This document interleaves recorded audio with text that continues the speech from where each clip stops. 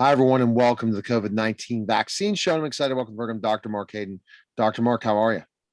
I'm feeling great. That's a good thing you're feeling great. But again, in the US, let's talk about India. Can we expect what's happening in India happen in the United States? And kind of give me your take on this. You know, first of all, was India largely exposed to the virus more than the US in the first stage? And I would say it probably was. And I'll do that for this reason. Number one, the people of India were very poor. They did not have a chance to very socially. They tried a lockdown for a few weeks. It was very difficult. But most of the people, it would be my impression in the first wave, were exposed to at least some form of coronavirus, the SARS-CoV-2 virus. However, this last wave has been very unique in that it is much more transmissible than the other waves, okay? So the virus is mutating into a form that goes into an aerosol better. So it is much better aerosolized. And when I watched a video with an epidemiologist in India, and what he said was, you used to have a room with one or two people that might turn positive, but now you could find situations where most of the people in the room become positive with one asymptomatic carrier. And that makes it much, much more difficult to spread, because if you have any type of get-togethers, then, hey, guess what? It's going to go throughout everybody in the room. The epidemiologist also said, I believe he admitted that it was an aerosol, but they don't understand the dynamics of transmission. Let me explain that a little bit. My impression of the aerosolization of SARS-CoV-2 is based on, you're not a constant exhaler. I don't think there's any such thing as a constant super spreader. The super spreader, according to my theories, has always been that they pick up an electric charge. It's only good for while they have that electric charge. It is not something chemical or genetic to them. And that may change suddenly an hour later, 2 hours later. So if you have a big room, somebody might be a super spreader in that room. And then later, if he doesn't have the same electrical charge, you're not monitoring it, he's not a super spreader. So it's almost impossible to identify who's super spreading and who's not. And when the virus mutates into forms that are more aerosolized better, then you're going to get much more wider transmission. The MIT had come out in about the last week and said that whether you're 6 feet away or 60 feet away, everybody in the room can get aerosol contact once a super spreader enters the room, or once a normal person walks in the room and suddenly converts into a super spreader. So these things have never even been discussed really prior publicly. Now, that is changing. And I think I sent you an article yesterday, and it discussed how the CDC is now candidly admitting that the aerosol spread of SARS-CoV-2 is a major way in which it is transmitted. This is instead of the whole thought that if you touch the countertop or certain things like that, or people cough in your face from 2 feet away. No, you're going to get it from across the room in the new versions.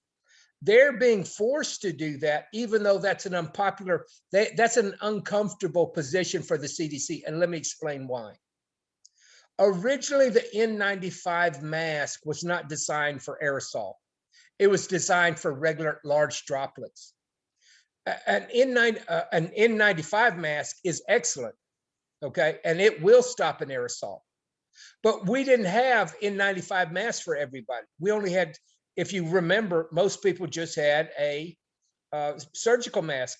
And the problem with an N95 mask is that they're incredibly uncomfortable. They're restrictive, they choke you, and it's very uncomfortable to wear one for 8 hours. When I was in the emergency room during the pandemic last year, I would look and people wouldn't be wearing an N95 because it's so uncomfortable. We don't want to have, for lay people that are watching this, we don't want to go to our family get-togethers and wear an N95 mask. I mean, how together is that if you can't even have a family reunion, Exactly. a religious reunion, and everybody's got an N95 mask on it? That's not comfortable. That's not having a good time. No. Okay, so we're seeing the virus evolve in India into much more aerosolized, better forms. Now, some of the good news is, because there is so much prior transmission, the death rates are not that high. So a Okay. lot of people have seen versions of this before. Now in India, the death rate is still like 1%. So why are we seeing the reports as all these deaths everywhere? The form is, you're going to see higher death numbers in the US, I believe, in the next wave. Okay, when's that And come? that's the short.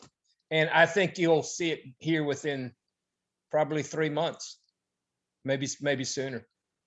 Some of the India coronavirus is already here. And when we have the big Memorial Day get-togethers, when we have all the kids going to head to Florida, Right. they're going to get together at the beach, at the lake, you're going to start to see a boom in transmissions. One of the missing things that we don't know is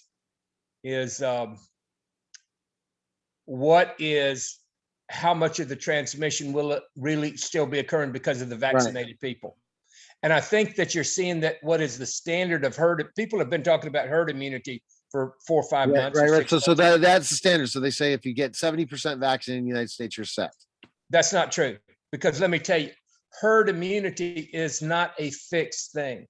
Now, Fauci didn't explain that to you, because I don't know whether Fauci doesn't think through them things himself, or he can't think, and he needs everything to be proven by epidemiologists before he says anything, because he can't process things as thinking like a pathologist or a physicist. I don't understand Fauci's mind.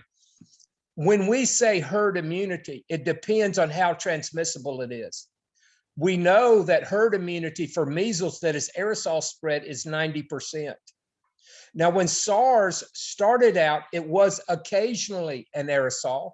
Now it is more and more an aerosol, and it becomes better aerosolized. So it is competing as an aerosol with measles, and will probably surpass measles because it is spread in the asymptomatic phase. So I would expect herd immunity for SARS-CoV-2 in the new mutant forms to be around 90% or higher. And in fact, I addressed that in one of the patents I wrote. So, yeah. And so now so when somebody says herd immunity, ask them, are you talking about herd immunity for the old COVID or the new COVID mutant? Because the more transmissible it is, the harder it is to prevent the transmission. So herd immunity requires a much higher standard. Right now, it is hard to believe, we may all have had bad years. Okay. It may have been a bad year for a lot of folks and us, but at least we don't own an indoor stadium. If you own an indoor stadium and you have any hopes of getting people indoors, guess what? The science is not there to protect those people right now. And when those other waves come back, you should not expect to be open. Do not expect. So we're going to have other vaccines then you're expecting. And see, then they never inform people that vaccines cause primarily a serum defense and not necessarily a mucosal defense. Now, I will give you this illustration. In Seychelles, it had the highest number of vaccinations in the world. And that was like 60% of the adult population was vaccinated. Guess what? They're going through a lockdown now, because guess what? They're having a resurgence again, even with 62% of the people vaccinated. The way you can explain that is, number one, the variant is more transmissible. It's much harder to stop. The herd immunity percent would have to be much higher. And even the people who are vaccinated are still spreading. Many of them are still spreading. The fastest way to stop anybody who does not have a mucosal defense is to get them exposed through their intestinal tract or through their nasal mucosa. And if you're watching this show today, I heartily recommend that you go investigate the www.radvac.org website. Right. Okay. I recommend that you go to Vaxart and look at the Vaxart's oral pill. You can go to the Antivirus Air website, www, and you can, and there I explain how to do inoculation.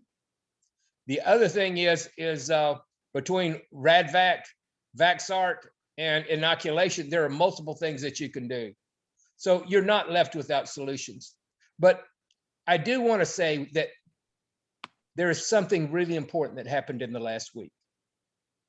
Okay. And that important thing is that the Biden administration is now offering to give up patent protections from Pfizer and Moderna. Now, here's my explanation on that. They don't tell the little people everything that's going on. And you know, in the United States, decisions are not made by the general public. They're made by an elite few. That's the way government rolls in the United States. We don't have a transparent government. We don't have it's about big money and big capital and people in smoke-filled rooms that make decisions. Hopefully they don't smoke as much now.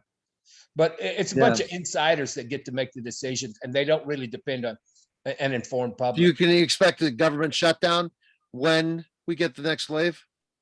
I think that yes, as soon as you start getting deaths and you start filling up your ward, and I think the reason the intellectual patent protections is, you look back at these words that I'm saying on May the 8th. I won't be surprised at all if the whole vaccine program turns into largely a failure, because you're not stopping transmission. Right. So what happens to your oral vaccine then if you're saying that? There's a good shot. Then. Yes. And you saw Vaxart start to spike up about a week or two ago, because even the people who are potentially buying Vaxart are beginning to realize. Can you buy it in the US? Can you buy Vaxart in the US? You can buy Vaxart stock in the US. I wouldn't, be moderate, don't overinvest in anything, but and there was some things that Vaxart were trying to do from a basic sciences level that were very good. But most people want an oral vaccine. Most people want a mucosal defense. If they understood the difference between a systemic defense, an intramuscular shot, and an oral shot, vast majority of people would want a mucosal defense from an oral agent or from a nasal spray, or even combine the two and get a shot and a nasal spray. But my prediction is by this fall, where you will be looking at is they will be suggesting either A, you get vaccinated against a new mutant along with a nasal spray or along with a pill, or you just do the oral pill. You're going to shift to both oral and nasal plus IM, or just using a pure mucosal defense, one or the other. And that won't probably occur for probably months, 5-6 months. Okay. But that'll be a gradual thing. And here's the other issue is, guess what? It's almost inevitable. COVID is here to stay. There's almost no conceivable way that you will stamp out coronavirus, SARS-CoV-2, right, which is the most transmissible form in the history of the world. In world history, SARS coronavirus 2 has spread as an asymptomatic. So what if another virus came in at the same time as COVID-2? What would we do? SARS, another virus comes out. You may get bizarre mutations. People need to be thankful that it's not much worse than it is. Originally, now I will say this, during the first phase, they overestimated the number of actual deaths. They hyped it a lot in the United States. But I'm going to give you a suggestion. The reason they hyped it is because the CDC in Fort Detrick had been studying those applications in biowarfare, I suspect, for about 20 years. The CDC all realized with it and Fort Detrick that you could weaponize that virus very well. And they realized how deadly something could be that spreads asymptomatically. the version that we got is not all that toxic on the first wave. It's not that toxic, but that virus can be manipulated either through accident or intention, and it can grow into something that will kill 50, 60, 70, 80% of the population very quick using an asymptomatic aerosol spreader. That could easily be done deliberately by people in the West that have DNA that can splice stuff in. Is that going to be done by third world countries? No, or even China and other countries, they're not going to do that sort of thing. Now, Right. is it the business of government to investigate and make sure that understand these things? Yes. And if they didn't understand it, they'd be very remiss. But are these things ever explained to the general public? Nope, they're not.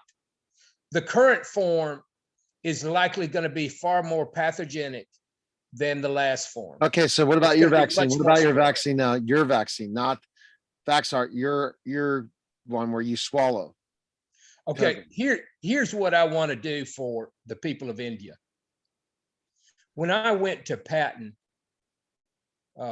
inoculation, I told the patent attorney, I said, it's probably not ethical to bar other people.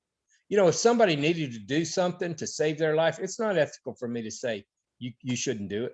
Of course, I have no intent of restricting inoculation in India.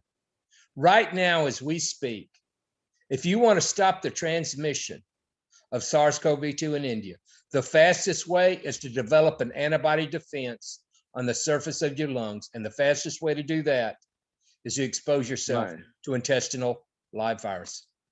So you want them to go do that with your instruction then, India. If they need to get with their local physicians, the local physicians need to practice it, and they need to show the locals how to do it. That is a very simple, it's very effective, and it works. Nobody gets rich, no billionaires, nobody. And does it completely eliminate coronavirus off the earth? Probably not, but none of the other stuff will either. The IM vaccines, they're not going to eliminate it off the earth either. Exactly. It's about helping people who are sick survive as healthy as they can. And it's about, guess what? You're going to have to learn to live with this virus. This idea that it's disappearing off planet Earth, whoever Yeah. sold you that idea was a liar. Well, I didn't sell it to you. Well, it's not over. It's not ending. So the COVID-19 vaccine continues in that process. So where can we find information, Dr. Mark, and learn about you? Antivirusair.com, your social media channels, the podcast. Make sure you share the podcast with as many people. And now the video podcast, which is available at antivirusair.com, and also your YouTube channel. And we appreciate you again stopping by. Well, here's the thing I like to think about. Every day we have is a blessing. And Neil, I know you push yourself a great deal. I mean, you're a guy on the go and you got a lot of responsibilities. You got a lot of kids, a lot of family. You got a lot of jobs you do and a lot of hats you wear. And that's a tough life, Neil. But the people who listen to this show are just ordinary humans. And what we want to be in our life is to thank God for every day we have and to make the most out of it. Coronavirus, SARS-CoV-2, it's here. It's not going anywhere. It's going to stay on planet Earth. And we need to learn to live with this virus. We need to try to get along with our lives and have meaningful lives as much as possible. And we need to make the most of every day. I'm almost 60. I'll be gone one day, probably in the, as long as hopefully I'll enjoy every day I got. But it's appointed. My days are numbered. Your days are numbered. Yes. The days of our listeners are numbered, and we need to make the most of our days. I think we have to be sensitive as human beings to the needs and the suffering of the poor. Medicine should not be about billion-dollar companies. Medicine should be about ordinary people helping other ordinary people. And your doctor and your medical professional, they are not corporate flunkies or should not be corporate flunkies. They should be speaking out for the people, for their health. And that's their duty as physicians and caregivers. Now, we've taken physicians away from that role, but ultimately, the duty of the medical and scientific community is to speak out in favor to help the peasants. Every country has peasants and poor, and we've got to speak out for those people. We don't want to take away people's rights unnecessarily. And there's been criticism about whether India should have got in lockdown. I believe that people have a right to live every day the way they choose, but we have to be caring and offer people solutions that are not expensive, and we got to get them to where they can lead their lives as healthily as possible. All right. Yeah. So again, antivirusher.com. Appreciate it, Dr. Hayden. And we'll talk again next time. Hey, that sounds great. Neil, you have a great day. I hope you get feeling better. You All take right, care take care. now. All right, take care, Dr. Hayden. Bye-bye. Bye-bye. Again, that was the COVID-19 vaccine show. Take care.